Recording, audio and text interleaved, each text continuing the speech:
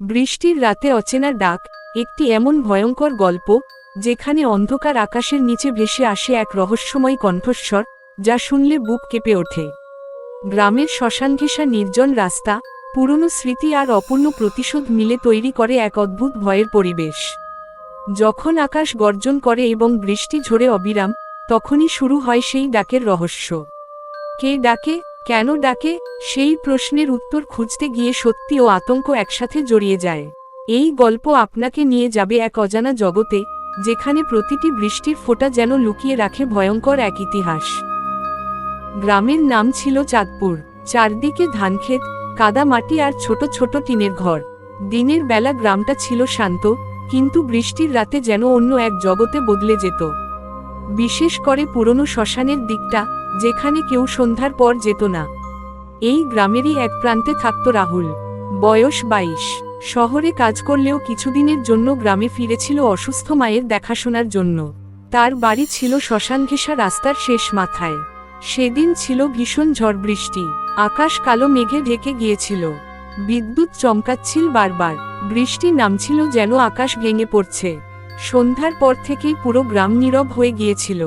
রাত প্রায় 12টা। রাহুল বারান্দায় বসে চা খাচ্ছিল। হঠাৎ দূরে, বৃষ্টির শব্দের মাঝখান দিয়ে সে শুনল, রাহুল, রাহুল। প্রথমে ভাবল কানে ভুল শুনেছে, কিন্তু আবার সেই ডাক, এইবার স্পষ্ট। গলার স্বরটা খুব অদ্ভুত, না পুরুষ না নারী, ভেজা গলার মতো কর্কশ। রাহুল চারপাশে তাকালো। কেউ নেই।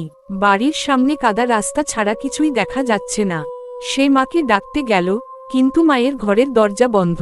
মা গভীর ঘুমে। আবার ডাক, দরজা খোল। এইবার কণ্ঠটা যেন আরো কাছে। রাহুলের বুক ধকধক করতে লাগল। সে ধীরে ধীরে গেটের দিকে এগোল। গেটের বাইরে দাঁড়িয়ে আছে ঘন অন্ধকার। হঠাৎ বজ্রপাত হলো। এক মুহূর্তের জন্য আলোয় সে দেখল, রাস্তার মাঝখানে দাঁড়িয়ে আছে এক ছায়ামূর্তি। লম্বা চুল, সাদা ভেজা শাড়ি, মুখ দেখা যাচ্ছে না। পরক্ষণেই অন্ধকার। মূর্তিটা নেই। রাহুল দ্রুত দরজা বন্ধ করে দিল। শরীর ঠান্ডা হয়ে গেল। সেই নিশ্চিত, এটা স্বাভাবিক কিছু না। সেই রাতে আর ঘুম হয়নি তার। পরদিন সকালে সে পাশের বাড়ির বৃদ্ধা কাকিমা শিবানীকে জিজ্ঞেস করল। সব শুনে কাকিমা চুপ করে রইলেন। তারপর বললেন, তুই কি শ্মশানের পাশের রাস্তা দিয়ে আসিস? রাহুল মাথা নাড়ল। কাকিমা বললেন, ও পথে রাতে যাস না। অনেক বছর আগে ওখানে এক মেয়ের মৃত্যু হয়েছিল। বিয়ের রাতেই। বৃষ্টির রাতে তার দেহ পাওয়া গিয়েছিল ওই রাস্তায়। রাহুল অবাক, কিন্তু সে আমার নাম জানল কিভাবে?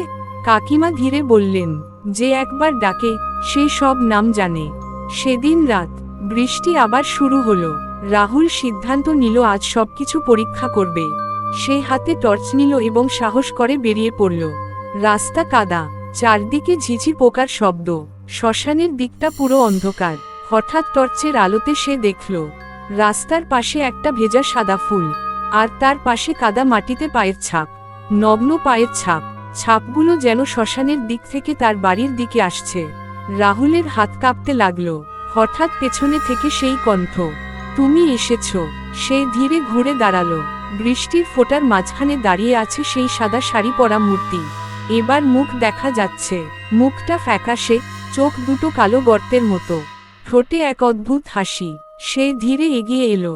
তুমি আমাকে ডেকেছিলে, সে বলল।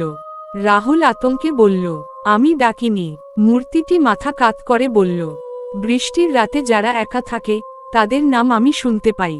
হঠাৎ চারপাশের বৃষ্টি থেমে গেল। পুরো পরিবেশ নিস্তব্ধ। মাটি থেকে ধোয়ার মতো কুয়াশা উঠতে লাগল। রাহুল দৌড়াতে চাইল, কিন্তু পা নড়ছে না। মূর্তিটি তার খুব কাছে এসে ফিসফিস করে বলল, তুমি আজ থেকে আমার সঙ্গী। তারপর হঠাৎ সে রাহুলের কানে এমন এক চিৎকার করল, যা মানুষের গলার শব্দ নয়। রাহুল জ্ঞান হারালো। পরদিন সকালে গ্রামবাসীরা তাকে রাস্তার পাশে অচেতন অবস্থায় পেল। তার শরীরে কোনো আঘাত নেই, কিন্তু সে যখন জ্ঞান ফিরল, তার প্রথম কথা ছিল, সে এখন আমার সাথে আছে।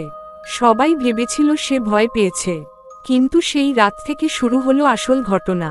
প্রতি বৃষ্টির রাতে রাহুল জানালার সামনে দাঁড়িয়ে থাকত, আর ফিসফিস করে বলতো, আমি শুনতে পাচ্ছি। তার চোখ ধীরে ধীরে ফাঁকা হয়ে যাচ্ছিল।